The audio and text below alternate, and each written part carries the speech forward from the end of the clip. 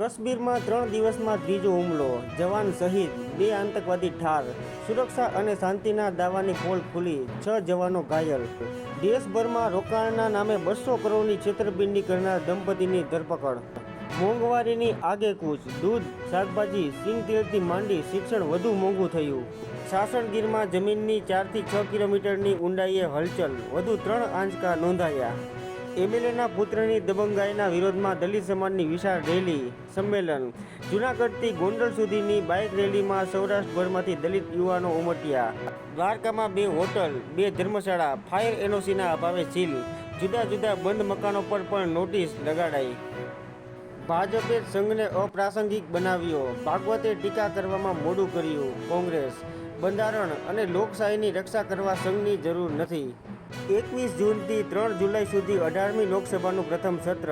27 જૂને રાષ્ટ્રપતિ બંને ગૃહોને સંબોધશે. દિલ્હીમાં લોકો મુશ્કેલીમાં, ટેન્કર માફિયાઓ સક્રિય, સુપ્રીમે દિલ્હી સરકારનો ઉધડો લીધો.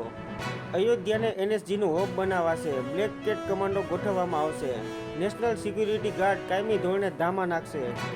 મોદીની હાજરીમાં આંધ્રમાં નાયડુ અને ઓડિશામાં માંઝીના સીએમ પદે શપથ.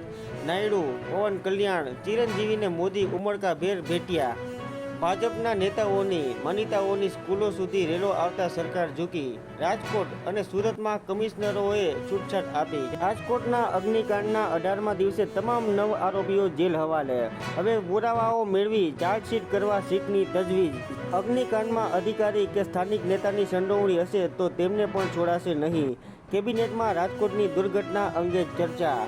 ફાયર સેફ્ટી ડ્રાઈવ અને સ્કૂલ સેફ્ટીની ચિંતા વચ્ચે આજથી સ્કૂલોમાં નવું શૈક્ષણિક વર્ષ શરૂ. બાળકોને ગરમીમાં ભણવું પડશે.